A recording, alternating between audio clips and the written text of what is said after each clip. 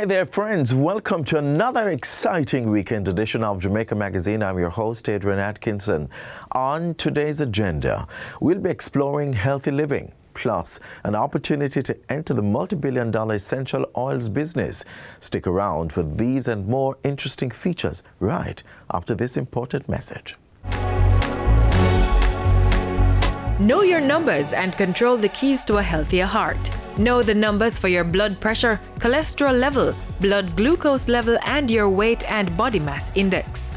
Find out the risks they represent and what you need to do to stay healthy. Talk to your doctor and start making healthy lifestyle choices to prevent a heart attack or stroke.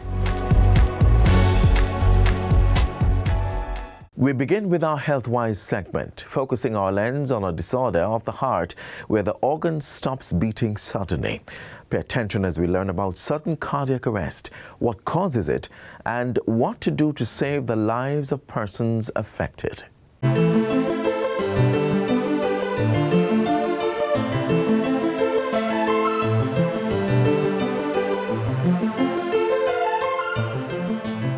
You're up and about, going through your routine activities. Suddenly, you collapse without warning. Your heart stops beating, and within seconds, you stop breathing. A quick check shows there's no pulse. All signs of sudden cardiac arrest. Sudden cardiac arrest, SCA, is a condition in which the heart unexpectedly stops beating. When this happens, blood stops flowing to the brain and other vital organs. The person may die if not treated within minutes. So the way you decide if they're having sudden cardiac arrest is, in addition to seeing if they're conscious, calling to them and seeing if there's any response, you need to feel for a pulse. So you'd feel at the neck, at the angle of the jaw, or you could listen for the heartbeat by putting your ear to the patient's chest. You need to see if they're breathing. So if they're not breathing, they have no pulse, then they're in cardiac arrest. SCA is not to be confused with a heart attack, which happens when blood flow to the heart is blocked. However, a heart attack can lead to sudden cardiac arrest. Another way to look at it is, a heart attack is a circulation problem, while sudden cardiac arrest is an electrical one. The immediate cause of most SCAs is an abnormal heart rhythm as the electrical activities of the heart becomes chaotic and the heart is unable to pump blood to the rest of the body. We're all at risk for sudden cardiac death, so we need to know our numbers and our status. What is your blood pressure? Do you know what your blood pressure is? Do you know what your cholesterol is? So we might be a walking time bomb and we don't know. It's not just people who appear healthy who are at risk. Somebody can be overweight and you say, oh, they're bound to drop down, but somebody who is slim can drop down as well. It just depends what the other risk factors are. So I just think the only way we can know is to know your numbers, know your status. Among the conditions that trigger sudden cardiac arrest is coronary artery disease, a more common cause in persons over 35 years old. Also, cardiomyopathy, in which the heart muscle becomes enlarged or thick and weak, as well as inherited disorders that may cause parts of the heart to stretch and become weak. Other conditions include disorders of the heart's electrical system, as well as heart defects that were exhibited at birth.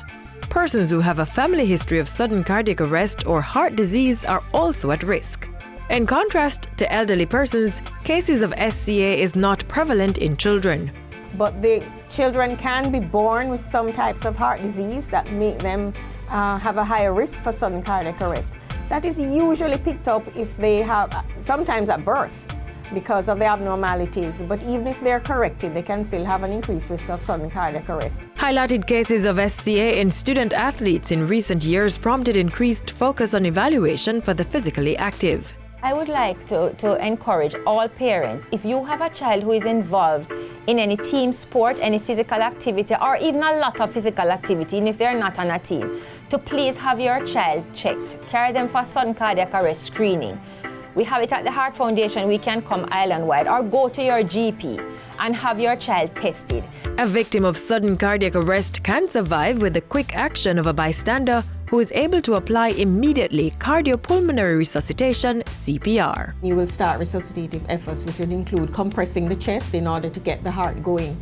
You may or may not breathe for them. Nowadays, it is not, a lot of bystanders balk at starting CPR because they don't want to put their mouth on the patient's mouth. And I mean, that's a real concern. Studies were done a couple years ago and they determined that compression only CPR, so just pressing on the chest alone, is of value. If available, an automated external defibrillator, AED, can be used within a few minutes to restore a normal rhythm to the heart.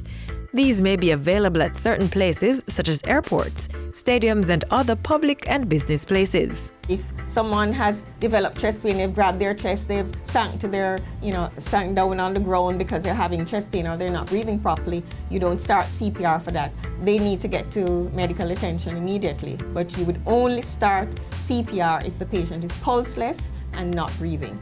Following that bit of first intervention, which must take place within the first 4 to 5 minutes of sudden cardiac arrest, the patient will need to be moved immediately to a hospital. The Ministry of Health since 1996 has been partnering with the Ministry of Local Government through the Jamaica Fire Brigade to expand its provision of pre-hospital service. We recognize that transportation of patients to hospital is a vital part of the chain of survival. Certainly from the patient suffers an incident to the point at which they reach hospital and get care. The transportation to hospital is important, and not only in terms of the time that it takes, but also in terms of the support that is provided during that transport. You're supposed to have a defibrillator on the ambulance. You're supposed to have basic drugs which a trained paramedic would be able to administer to continue advanced cardiac life support. And when they get to the hospital, which would have been alerted from the ambulance that we're bringing in a cardiac arrest victim, the team would be waiting at the door of the hospital to receive this patient. Based on the value of CPR in saving a life, the Ministry of Health has been partnering with the Heart Foundation of Jamaica to encourage more Jamaicans to get trained in CPR. And this important life skill is everybody's business, so get trained and be ready to lend a hand when the need arises.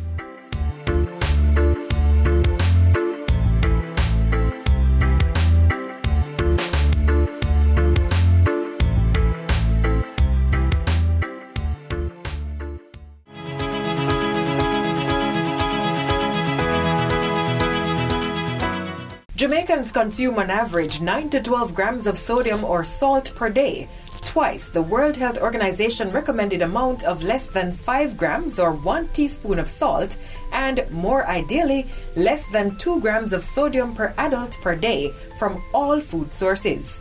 This excess salt in the diet causes high blood pressure, kidney and bone damage, gastric cancer, obesity, and worsening of asthma. Reduce the amount of salt you consume to no more than 3 to 5 grams, or half to 1 teaspoon per day for adults, and less than 2 grams for children under 11 years of age. Let's shake the salt habit and live healthy.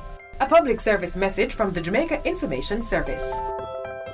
We continue to focus on the heart in our observance of February's Heart Month.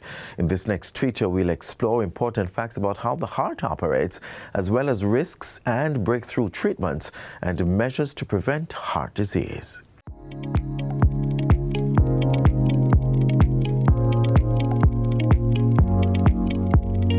Anna, you know you're special, very, very special to me, Anna. Yes, Mom, I know. And today I want to have a special conversation with you about taking care of your body. Okay, Mom, what do you mean? Alright, so today we're going to talk about taking care of a very special part of your body, and that's your heart. Do you feel the heart beating? Yes, and I'm going to talk to you about taking care of your heart. Oh, I see. Yes, I learned about the heart in school. Wow, you're so smart.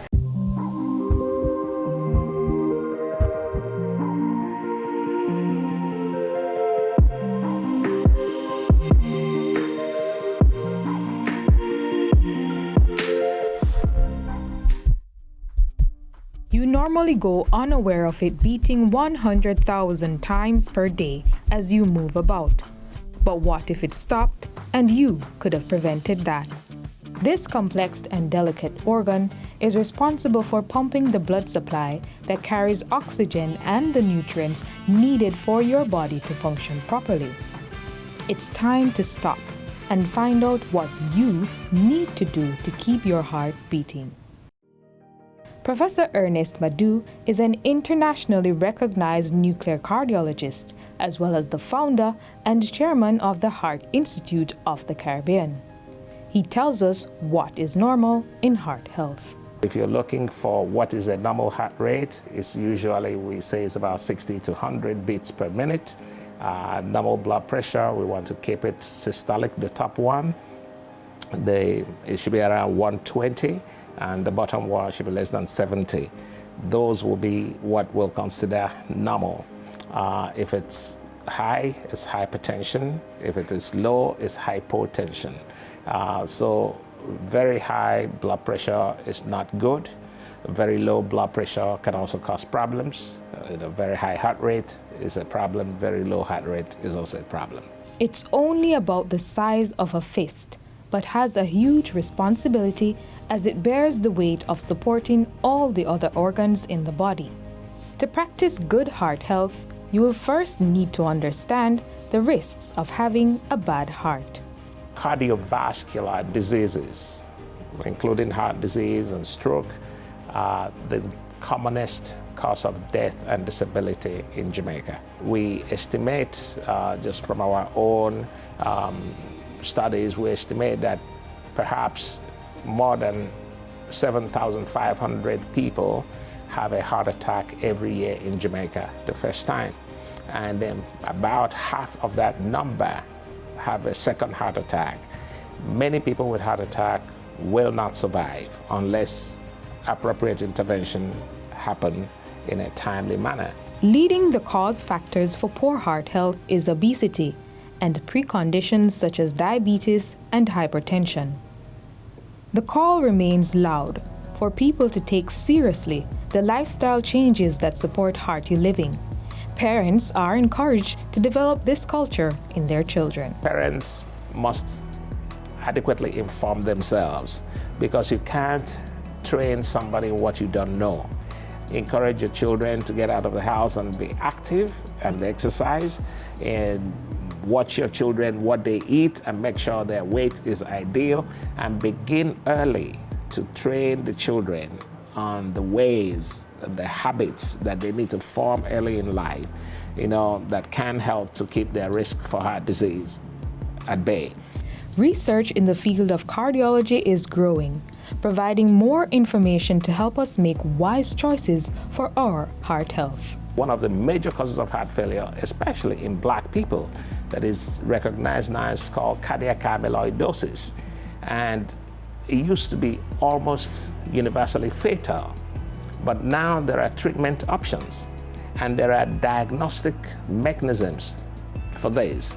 We're working with Yale University to launch that project here in Jamaica. So there's been a mountain of advances happening, whether it's cardiac imaging, personalized medicine, genomic treatment strategies, remote patient monitoring. On a personal level, Jamaicans are being urged to get active and do regular medical checkups. We also have to be mindful about the role of exercise and physical activity in protecting ourselves from heart disease and other non-communicable ailments that are associated with sedentary lifestyles or inactivity.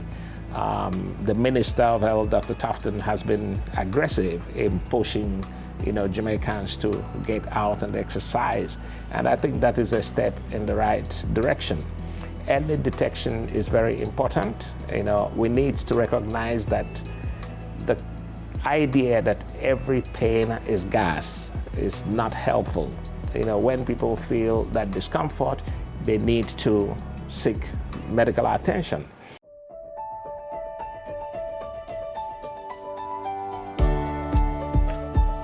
Mom, so what can I do to take care of my heart? So Anna, you have to exercise. So like playing that you always do.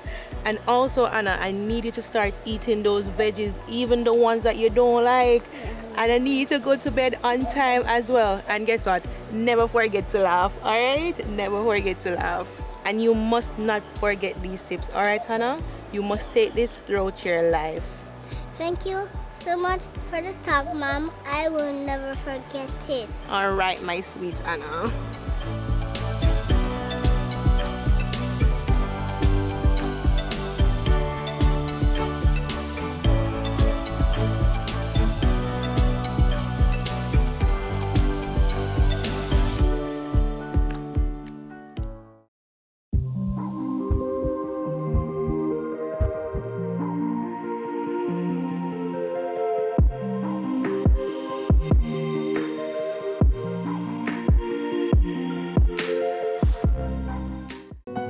Breast milk is the ideal food for babies and can satisfy all the infant's nutritional needs for the first 6 months of life.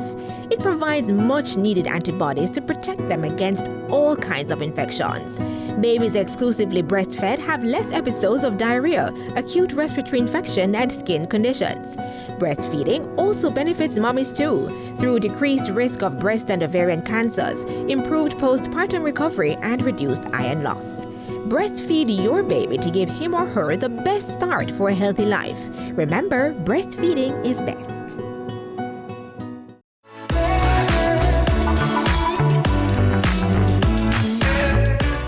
The Jamaica Business Development Corporation, JBDC's newly established Essential Oils Incubator is geared at supporting entrepreneurial development and export.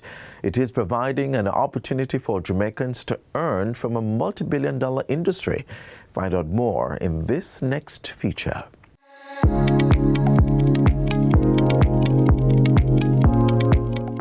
Essential oils are basically extracts made by steaming or pressing various parts of a plant, such as the flowers, bark, leaves, or fruit, to capture the components that produce fragrance. Increasing use and demand for these oils offer significant possibilities for entrepreneurship and wealth creation. And more Jamaicans now have the opportunity to tap into this income stream through the newly created Jamaica Business Development Corporation, JBDC, Essential Oils Incubator. The Essential Oil Project presents an opportunity for manufacturers across diverse industries such as food processing, fragrance, and cosmetics. The global essential oils market is growing steadily, and according to Markets and Markets Research, it is projected to earn $15.3 billion in 2027, up from its current market size of $8.8 billion. To secure a slice of this pie, planning and implementation for the JBDC's Essential Oils Incubator project began in 2021. It followed a review by the Public Investment Management Secretariat, PIMSEC, and approval by the Cabinet. The project seeks to stimulate more local entrepreneurship development and support for rural and vulnerable communities, import substitution, and promotion of export. So we actually got 15 million as seed money to set up the incubator. And that for us was a major achievement.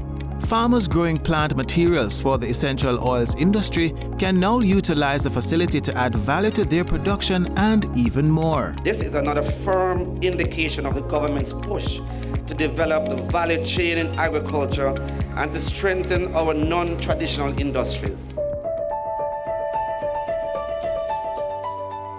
The impact of increased homemade products will be significant in reversing the current trend, where about 80% of essential oils used locally is imported. We need to reduce our import bill. There's no doubt about that.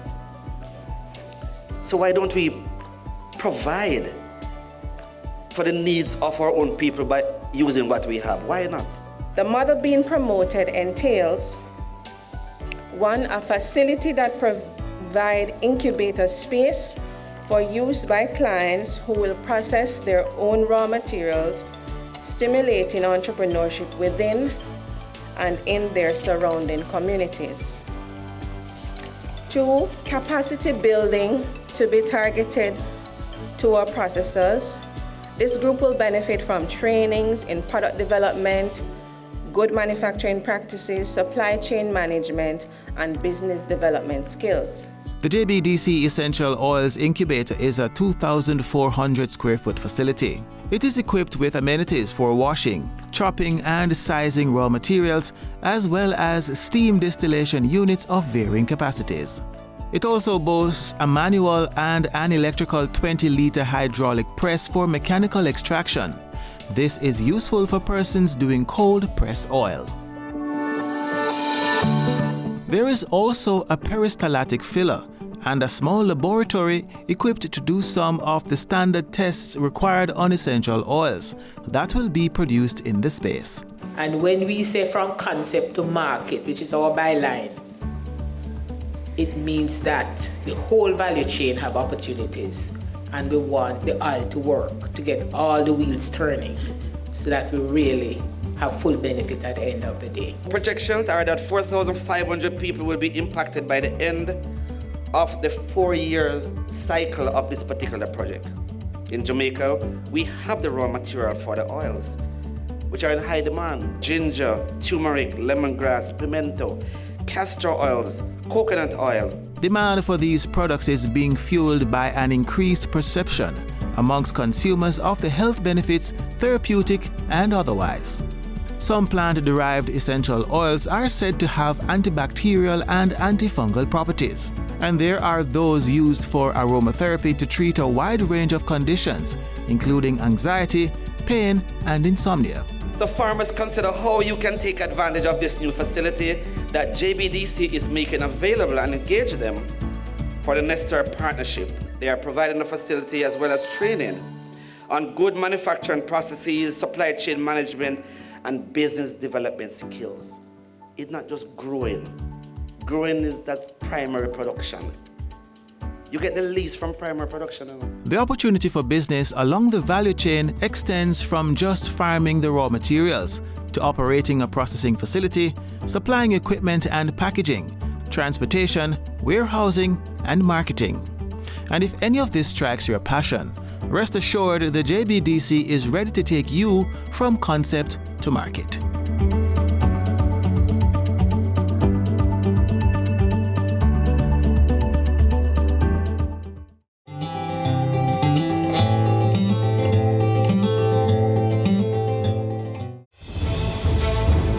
Water is precious. So we encourage everyone to practice the 4 R's of water conservation. Always remember to reduce your use of water wherever possible. Replace water wasting devices with water savings devices. Reuse water wherever possible. And wherever leaks are found, please repair them and repair them quickly. Don't delay. Practice the 4 R's of water conservation today. As we come near the close of today's journey inside Jamaica Magazine, please be reminded that the country is now being impacted by a meteorological drought. With that in mind, let's look at measures being pursued by the government to manage periods of drought through underground water storage systems.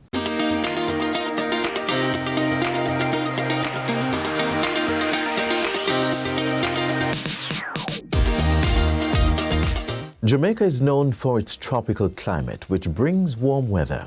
While showers are possible all year round, the land is not free from periods of drought. January to March and July are classified as the dry seasons, with February being the driest month, on average producing just about 15 millimeters of rain, or roughly 3 rainy days. And so the need for artificial recharge systems.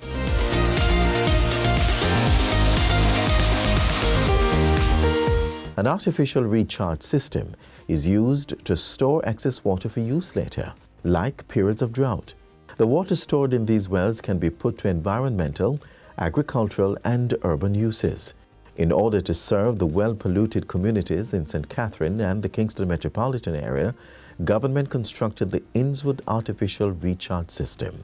Water is critical, and it is a part of the agenda of the government that we provide these resources to improve the quality of life. The St. Catherine-based facility is funded by the Inter-American Development Bank at a cost of $1.07 billion.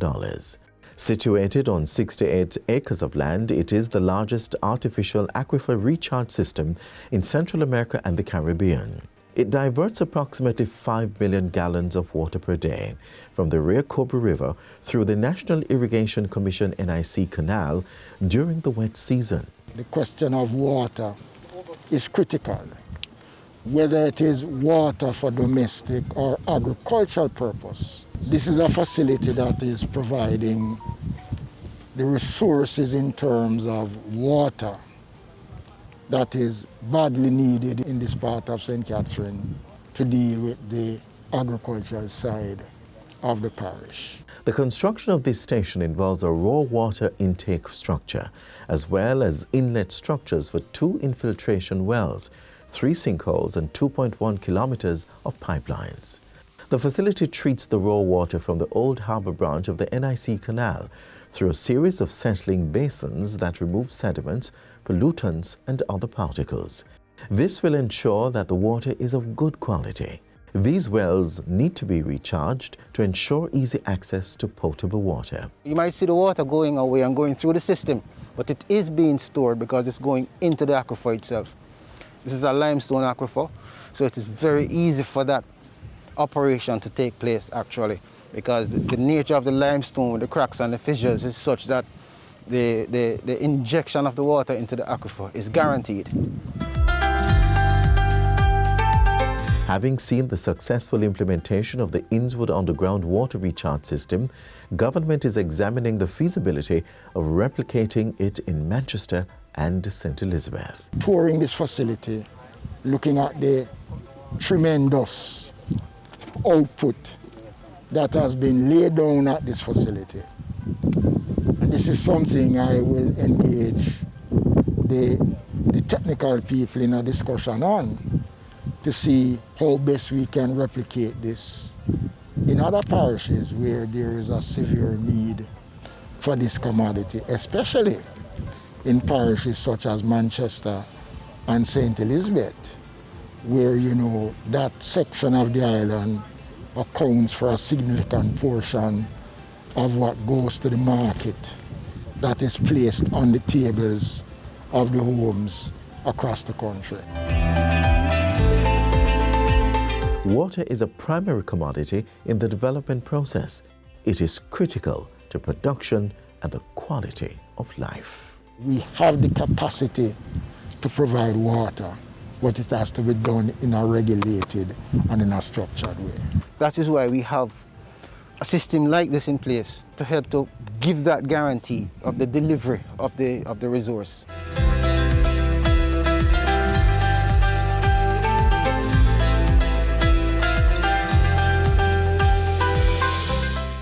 And this is where we end today's journey inside Jamaica Magazine. Be sure to join us again tomorrow for another show. Until then, there is more to watch by visiting our website at jis.gov.jm. On behalf of the entire production team, I'm Adrian Atkinson. Until next time, do take care and live good.